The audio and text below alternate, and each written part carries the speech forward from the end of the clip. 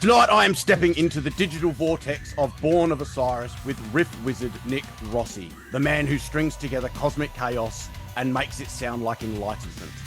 We're talking shadows, synths, and the kind of guitar sorcery that blends reality like warm steel. Let's get into it. Nick, how are you, mate? Thank you so much for your time today. How are you? What's up, man? How are you? Thanks for having me on. Anytime, brother, anytime. Mate, I am so stoked to, not just with the new album, but that you guys are coming back out to Australia very, very soon. Now, I Yeah, caught you. dude, we can't wait. Yeah, no, I can't wait as well. I caught you guys in 2019 on the Born of Osiris with Chelsea Grin Tour in Adelaide here in Australia.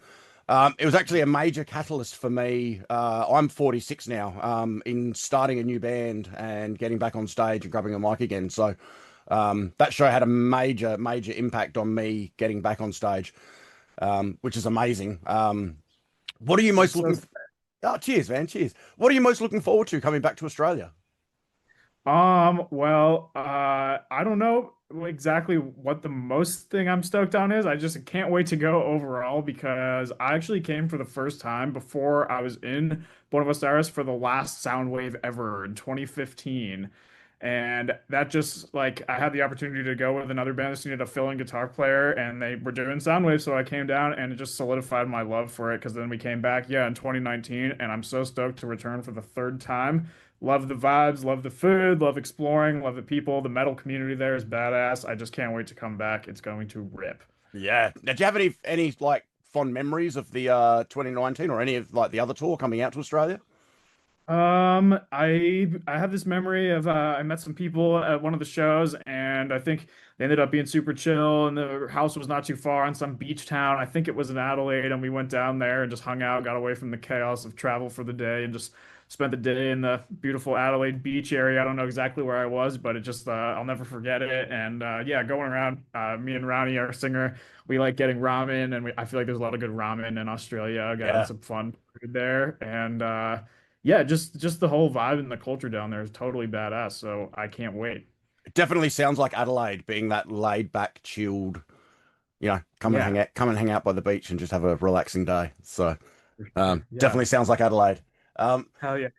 Now, this is the first major touring cycle as a trio. Um, how's that dynamic changed for you guys on stage?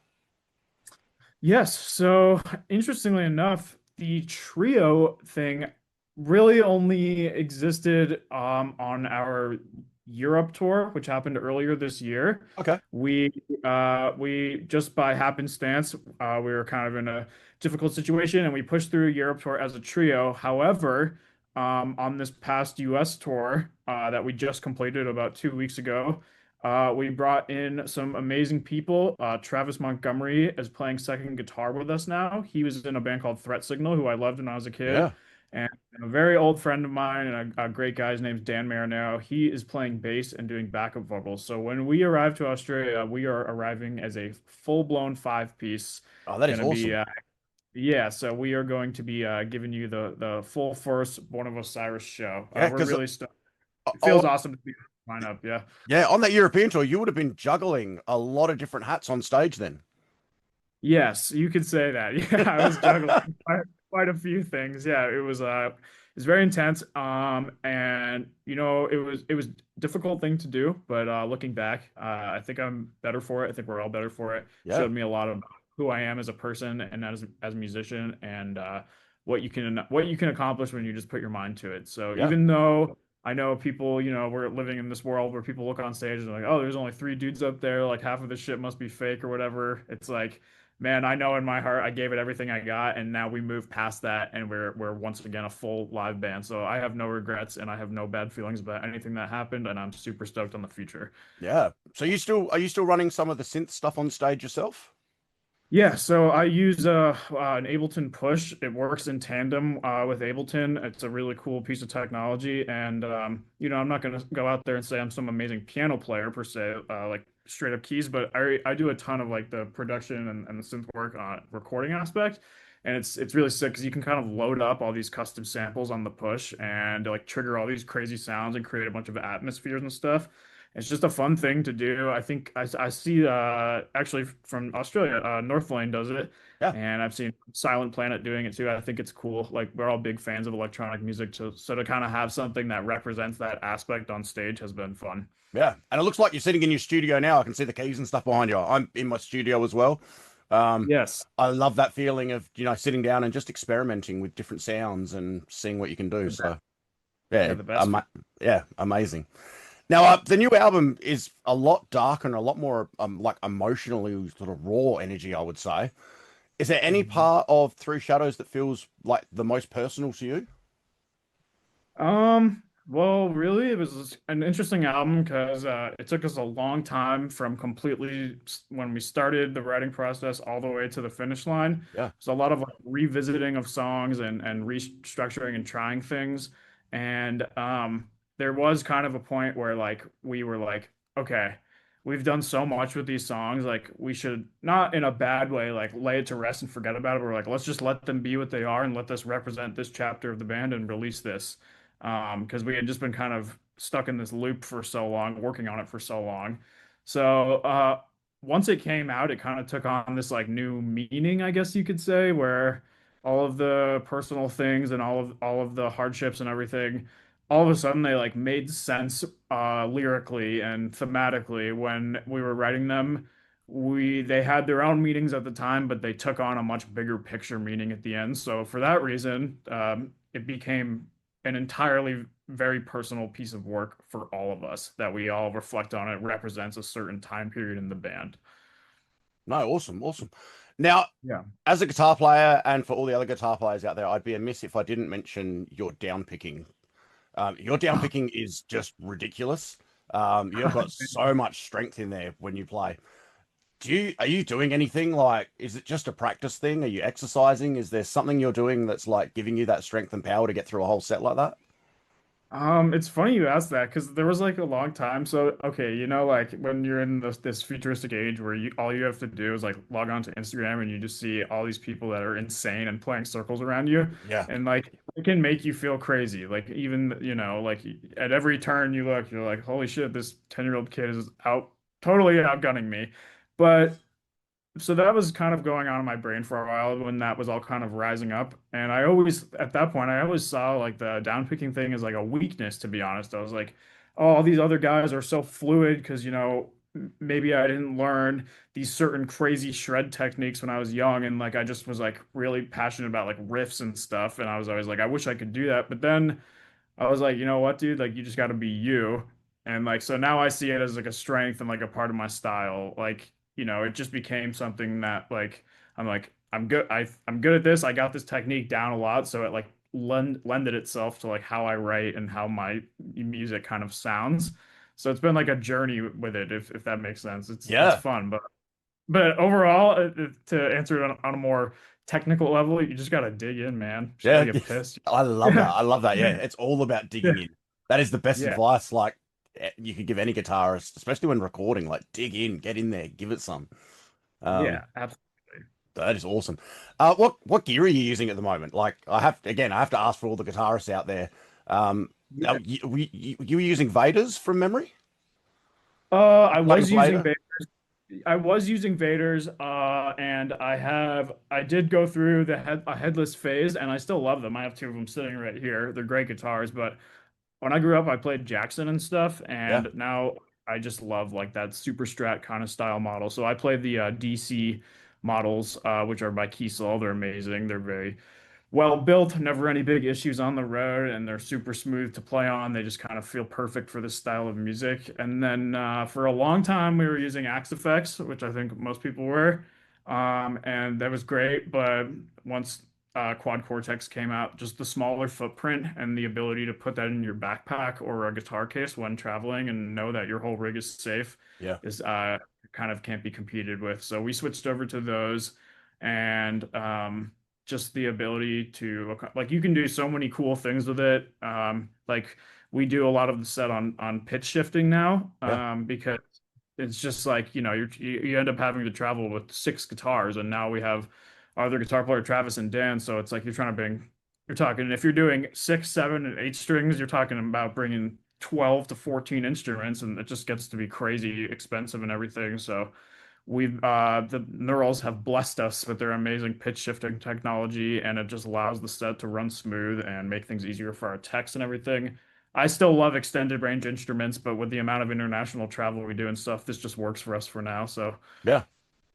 Do you miss that like that amp air feel on stage?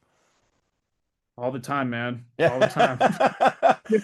That's the one trade-off, that just that feeling. That's the only way I can describe it, is that air feel of, yeah, you're hitting Dude, hit a big open for so chunk long, and like, so if you can see actually right behind me, I have EVH right there. yeah. And some of my favorite guitar tone I've ever had was like using the Axe-Fx or the Quad Cortex, just using they call it like a four cable method. So you have all your well, you have like one row that would be in front of the amp, so drives, compressors, that kind of thing, and then you have another row that goes into the effects loop for delays and verbs. So you're getting the amp tone, the real amp tone, but you're getting the gating and the delays and the verbs and all the effects from the quad, which are pristine and algorithmically great and everything. Um, and then every time I bring it up to any sound guy, I'm like, hey, we should get some cabs on stage. Of course, what do they say? They say no way. So Yeah. but it's we're always going back and forth about it, and I do want at some point, even if it wasn't mic'd, I would love to have a cabinet on stage. Actually, my friend Andrew Hickman, he's in the band Lost in Separation. They just opened up our last tour, and he had a cab with him. And like, I don't know why it's such a big deal, but it's just been so long since I played through a cab on stage, and he let me rip his rig, and I was just like, dude, this it feels so it doesn't feel the same as digital. It feels like special. So Yeah. I do miss it. So to yeah, the overall I would love at some point if we could reintegrate that somehow. Yeah. Yeah. I mean, it's there. Like I said, there's nothing like that hitting a big open chunky note and just feeling it coming from behind you like that. So yeah, I know awesome. I remember like being a kid and like you play a guitar at soundcheck and then you hear it come through the monitor, you hear it come through the PA, and you hear it come through your amp. It's like 3D. Yeah. Mate, I always finish these up with a few just couple of quick fire questions. Sure. Yeah. So, who's your favorite band? Oh man, my favorite band. Well, I grew up and I've always adored Lamb of God growing up. Fuck yeah. The first four albums were just massively influential for me, specifically Sacrament, that just hit at the right time, at the right age for me. And it was forward thinking, production wise, and everything, and that kind of shaped who I am, along with many of the other classics like In Flames, Children of Bodom, Kill Switch. Those Yes. were uh, those are my childhood favorites, and I still find myself going back to those all the time. No, I love that. Dream collab. If you could collab with anybody, dead or alive, whether that be someone coming over and playing with you guys, you getting the opportunity to play with somebody else, who would it be? Ooh, um, I would really love. I would love to work with Mick Gordon. He does the Doom soundtrack stuff. Yeah. And again, just that sound of and the way he is able to approach synthesis and everything. And I've heard him work with a couple bands, and I'm always like, I'm trying to like pick out what I can hear from him. And I just always have this dream of like I get to sit there right next to him and work on a boo song with him and have him make it just nuts with all those crazy sounds he's got. So Oh, I I'd would love. say him. Yeah, I'd love to sit there and just learn from him, like sit and watch. Yeah. That's what I'm saying. I'm like he just has his Yeah. brain just in a different way. So I'm curious. Yeah. Just try and keep up. um, Yeah. what are you most looking forward to playing on the Australian tour? So on the Australian tour, it's actually it's part of us doing a world tour. We are celebrating 15 years of the band's third album, The Discovery. Yeah. So currently, I think a lot of people want to hear that music performed, and a lot of those songs have been out of the set for a long time, and so we are going to give it our all to honor that album and play a great big chunk of it, as well as some other fan favorites. So we are all currently rehearsing and getting our chops up to play some of those older songs that have been gone rusty for a while, and it's really fun to kind of reimagine them and revisit them and bring them back to life. So I'm excited to play all that new stuff. It keeps us fresh and it keeps us on our toes. Nice. I like that. I love that. Last question. What would you hope that fans take away from this new chapter of Born of Osiris? Oh wow, great question. I would say, you know, we're here to stay, and no matter there's been so many eras and phases and pretty much 2 decades of of music and travel and touring, and we're so grateful for anyone that has just been along for the ride the whole time, or whether you just hopped on the train with this newest album, anywhere in between. Just know that we're here to stay. We're going to bring you the best possible show. We're excited. We're passionate. Our childhood spark for doing this is brighter than ever, so to speak. So you can expect more music, more touring, good positive vibes and growth and blessings from us all, you know? So Yeah, no, we cannot wait to see you out here in Australia. The shows can't come soon enough. Yeah, it's going to be a really good time. Really, really looking forward to it. And yeah, thank you so much for your time today, Nick. I really appreciate it. absolutely, man. Thank you so much for having me. I'll see you on the other side of the world. Yeah, and yeah, check out all their socials, guys. Tickets will be available. Get into all of that. And thank you so much, Nick. Cheers, brother. Have a good one.